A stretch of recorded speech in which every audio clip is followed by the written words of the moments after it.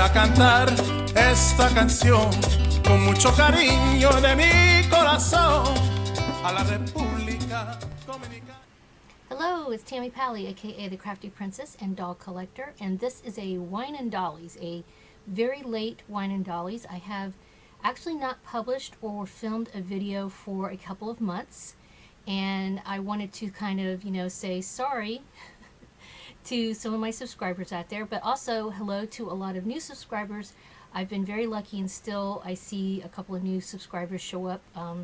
Every couple of weeks I get a few more people, and I wanted to say hello to all the newbies out there and welcome, and thank you for stopping by. There are so many wonderful video folks out there, lots of dolly videos and crafting videos, and I am trying to catch up with some of them myself, but I have kind of been AWOL for a while, and I will tell you why that is.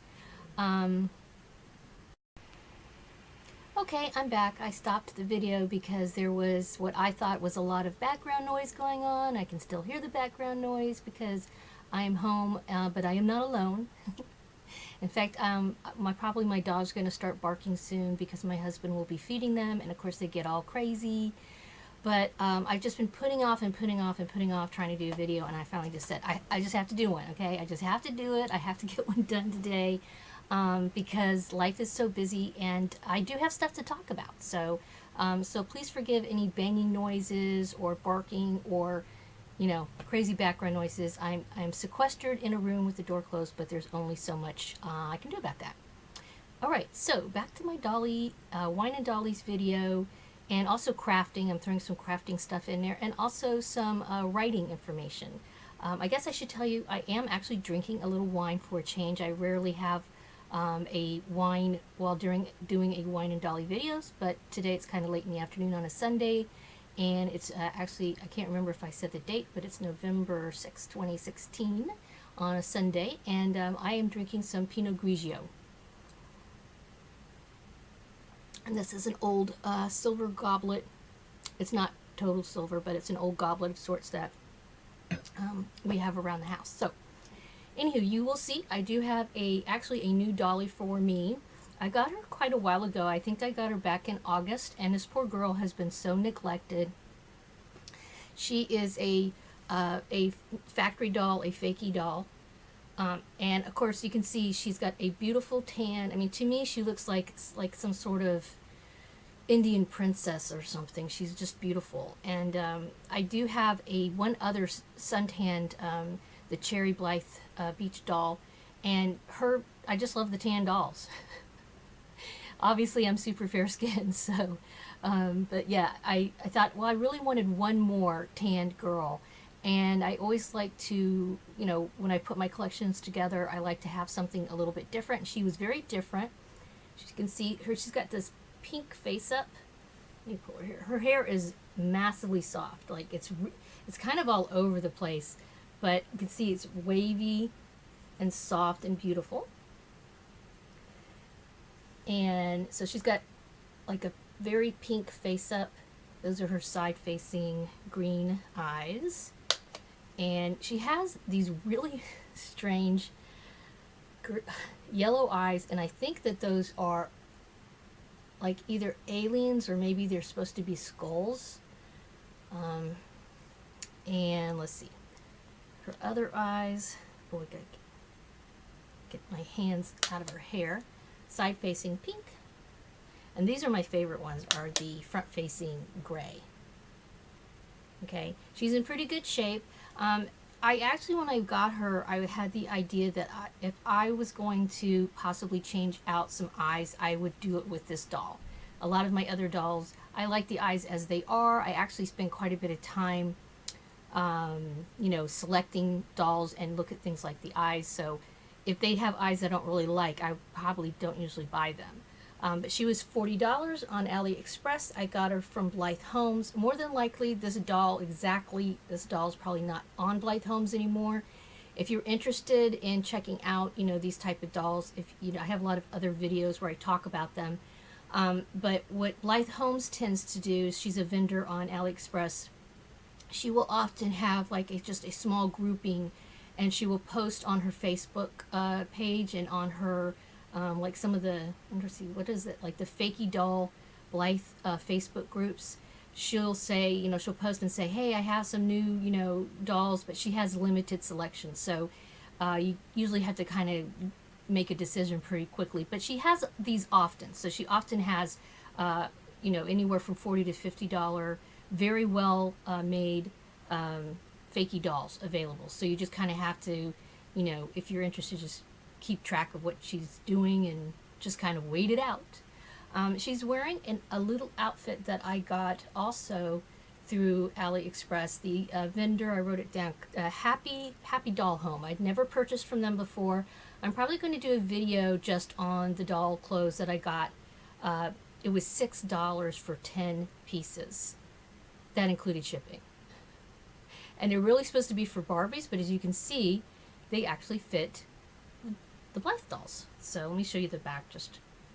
It's just Velcroed in the back. They're not super high quality clothes, but I originally got them because I had a lot of old Barbies, vintage from my childhood, and their clothes were pretty much falling apart because the clothes are also vintage. And I mean, they were played with big time. So I just wanted some clothes that I could, you know, use for some of my older Barbies. And as it turned out, quite a few of the clothes do fit the Blythe dolls. Here's some jeans. They're even kind of worn. They wear them out. They have little pockets on the back. So, but yeah, I'll probably do a video. Maybe if I have time right after this one, I'll go ahead and tape a video where I just show all the clothes for that. So, got a new Dolly. She does not even have a name. That is sad. I've had her since August, and she has no name. She's a nameless little girl. I don't know. It's not that I'm not bonding with her or anything like that. Like I said, I actually kind of got her with the idea that she might be a doll I would customize as far as her eyes go. But the reason why I haven't done a lot of Dolly stuff or crafting stuff or videos is because I've been writing my brains out. Writing and writing and writing. I will just kind of show you, give you a visual idea. Hopefully this will not fall over. I have been writing all of this. This is hard copy of my novel, and it's finished. Yay! The first draft is finished, and I have printed it out, and even though I do tend to sort of rewrite as I go a little bit, I try not to let myself do that too much because then I never finish. So, but I was just kind of getting into the groove. The story was coming, and I was enjoying it, and I was staying up late writing, losing sleep writing, but it was fun, and I have 135,000 plus words. Yikes. And now I'm at the point where I just, each chapter, I print up each chapter, and then I'm marking it up. I'm trying to cut stuff out. I'd like it to get down to more like around 100,000 words, because that's more of a normal size book. But we'll see what happens. I'm not stressing out about it. I am planning to send this to an agent. I have picked out someone that I am stalking. But just so you know, if you've ever tried, I don't know if you know about how to submit a novel to a publisher, it's different than the how-to books that I've done in the past. The how-to books tend to be where you write a proposal, and you send the proposal, and the proposal is usually pretty detailed. It actually has some of the book in it that you plan to write. And I actually sent out a jewelry-type book proposal recently. I've been working on since last summer with a fellow jewelry designer. So anyway, that's how you do a how-to one normally. But with a novel, you actually have to have the whole enchilada done. You got to have it done. And then you are supposed to write a query letter, and then also write a synopsis, which is super hard because the synopsis tells what the entire plot of your book. So in like a page or two, I'm supposed to write what my 135,000 word novel's about. So that's, and then let's see what else. And then different agents will look at different parts of your book. It just depends. The woman I'm looking at sending my stuff to, she will look at the first 50 pages. Some agents only want to look at the first chapter. You know, so it just kind of depends. And I, you know, I wholeheartedly expect to be shot down. But my feelings are that if I never write my great American novel and never send it to be published, it will never be published.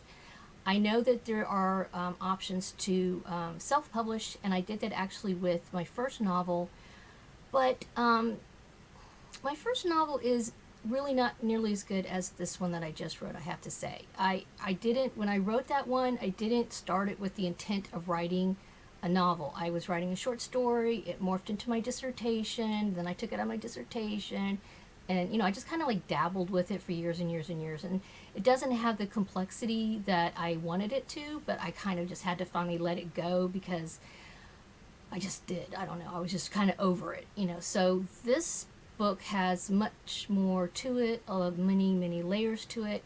I don't want to give you the whole plot because that's not what this video is about, but I will just tell you that the protagonist is a doll doctor, and she lives in Florida. And yeah, she also is, as far as you know, if you know what a doll doctor normally is, like they restore dolls for the most part. They fix them. But my protagonist also, of course, she's an artist, and she not only has a doll doctor business, but she also creates one-of-a-kind doll artwork and that sort of thing. So yeah, so it's got the Dolly stuff in there. It's got a little crafting in it. It's got, you know, romance, la la la.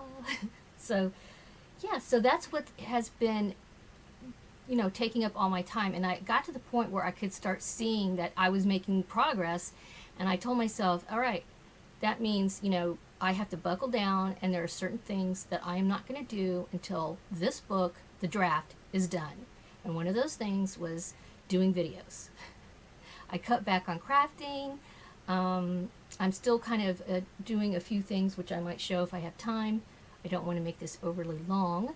But yeah, I just told myself that was going to be some sort of incentive for me to finish this thing. And now I'm finished, and I thought, oh yeah, I'm going to go right back to videos. Well, then I didn't, and now I'm working on the draft and working on the synopsis and all this kind of thing, and the draft's going to take a while. I'm going to try to shoot, or the editing of the draft. I'm shooting for trying to finish it by December, the editing. But I mean, it's kind of clean. It's, when I first started writing it, I was just like writing, not hardly editing it at all, and I was sending it to a friend of mine, chapter by chapter. She was reading it for me, and she was kind of like, you have a lot of typos. And I said, yeah, it's a draft, you know, so there's going to be a lot of typos. She goes, okay, I just want to make sure you knew. So I thought, okay, you know, I need to clean it up a little bit for her because it's distracting her, you know, from what I need her to do. And what I just was wanting her to do was, I didn't really want her to get bogged down with trying to edit for me because I knew the manuscript was too rough for that. What I wanted her to do was more tell me things like, this doesn't seem right, or I don't understand this paragraph, or this chapter, it doesn't come off as real to me. You know, that's what I was needing from her. And so I thought, well, instead of just, you know, writing and then sending stuff to her that I didn't even hardly look at, I was spending, after about the first dozen or so chapters, there's 50 chapters. She's a really good friend. After about the first dozen chapters, I thought, okay, I do need to clean this up before I send it to her because she's getting distracted by all my typos. And though she gave me some wonderful feedback, really excellent, exactly what I needed, and she's knowledgeable about some of the aspects of the story, some of the you know, factual background stuff. So when I did a couple things that didn't work or that she knew wasn't, you know, real enough, she pointed it out to me and helped me figure it out. So yeah, it's really, I mean, it's like, I did it, you know, I wrote it. Hopefully people will read it. But yeah, I'm going to send it off to agent after agent after agent with the ridiculous thought that maybe somebody will say, yes, I will help you approach a publisher. That's another thing with how-to books, not all the time, but often crafting type books. You usually don't always have to go through an agent, But if you want to get something, a fictional piece published, almost every single place I have checked into, not all of them, but the majority of publishers require an agent. So there's one place I found that, I'm trying to think, was it Knopf Publishing? They were kind of like, well, we really want an agent, but if you want to send a hard copy, here's our P.O. box. It's like, that's not real promising. There's Harlequin Romance, which I grew up reading Harlequin romances, but like eating candy when I was a kid. I mean, every week I go to the Cocoa Public Library, and I would check out like a dozen or so paperback cheesy Harlequin romance novels, and I read them. And usually, in fact, if I was in a class that I found boring, I would read instead of doing the work. I would have, in biology class, I would have my book, and then, my biology book, and then inside I'd have my Harlequin romance novel. And I did get caught by the teacher, but he was kind of, he thought I was smart, bless his heart. I wasn't. I just didn't care about biology.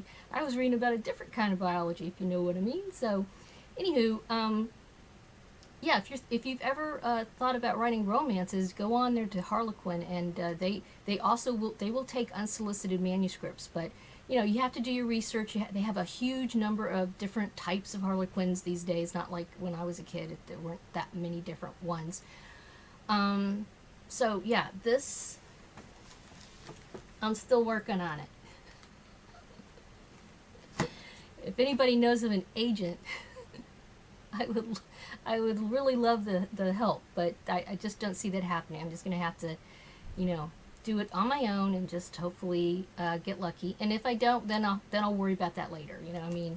I know that self-publishing is an option, but I don't want to disparage anybody. But there are some really bad books out there that are self-published.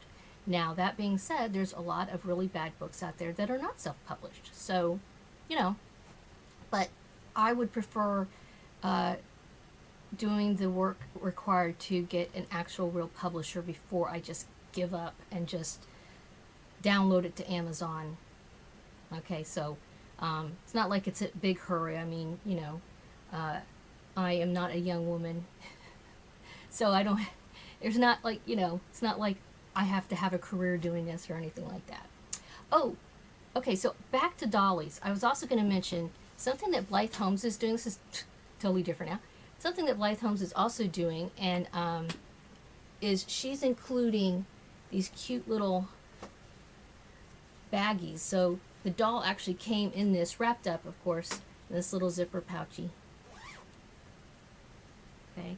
I don't, if I carry a doll with me, she's usually kind of like hanging out in the car seat or something, so I don't like pack them up. But honestly, this summer I am going, this would be handy. Yeah, this summer I'm going to be going on a cruise. Definitely going to take a doll, so this would probably be pretty handy for that. She also included this little dress. Not great, but it's free. Okay. And of course the dolls come nude. So talked about the book, talked about the doll, talked about the Barbie clothes a little. Otherwise, I haven't bought any new Blythes, and I'm gonna hold off. I haven't been tempted, honestly. There's some really cute new releases that have come out, but I don't know. Nothing's really tempted me, and and I'm getting a little peeved at the cost. They seem to keep going up, and I just don't see the quality going up, even though I haven't been collecting for these particular dolls for that many years. But that's kind of been something I haven't been very happy with. Oh, also, when I did buy that particular doll, I got a couple of extra outfits because of course I needed them. But if you've been looking at these were on Blythe Holmes. This little outfit here. This skirt is really cute. I'm glad I got. I have lots of little tops that I could wear. My dollies could wear with this little black skirt. And then this is cute. Again, it's a neutral color. kind of lacy. So it's got a little string there I got to clip off, but nice, cute. I also bought this, and I did write a review and tell the problems with this. Look how cute this dress is. But guess what? This is not a real sleeve. So when you put this on the doll, if you put her arms in the sleeve, the top of this goes down under her tatas. So this doesn't work. So I don't want to embarrass her, but this dress, if you see this dress on Blythe Homes, don't buy it. It doesn't work. It wasn't that expensive, and I think I could probably, you know, I could probably turn it into a skirt pretty easily, you know, even just like maybe just flip this down or something. But yeah, I mean, these are supposed to be off the shoulder, but it's not supposed to be off the boobies. So don't buy this if you see it. Okay, as far as crafting goes, I have been working on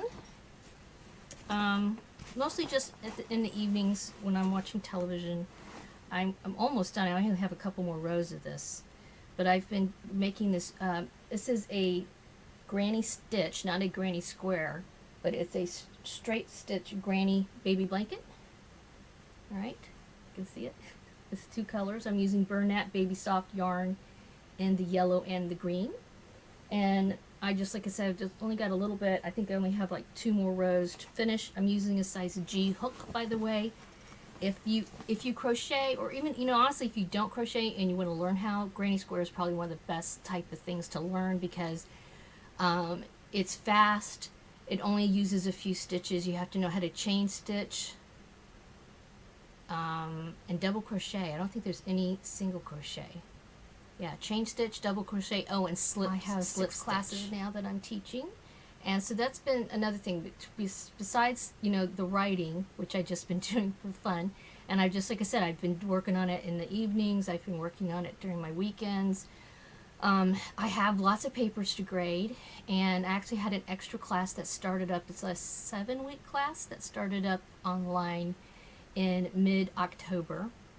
So that was an extra thing, and I had to do lots of finagling to make the class fit, because it was set up for a 16-week course, and then they handed it over to me, and I was like, okay, folks, how am I supposed to teach all of this in 7 weeks?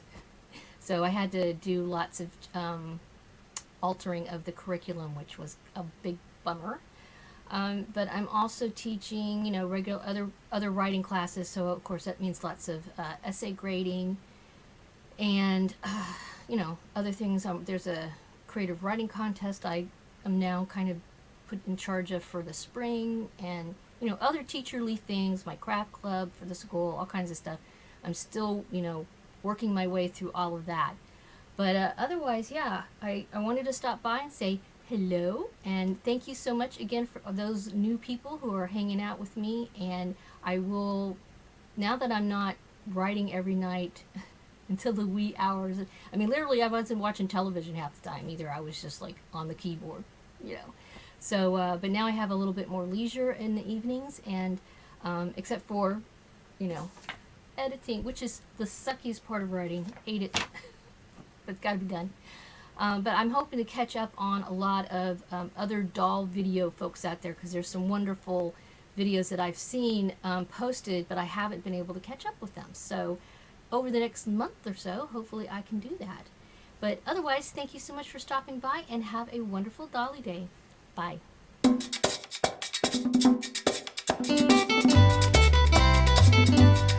Voy a cantar esta canción con mucho cariño de mi corazón a la República Dominicana, la casa del merengue y la casa de la bachata.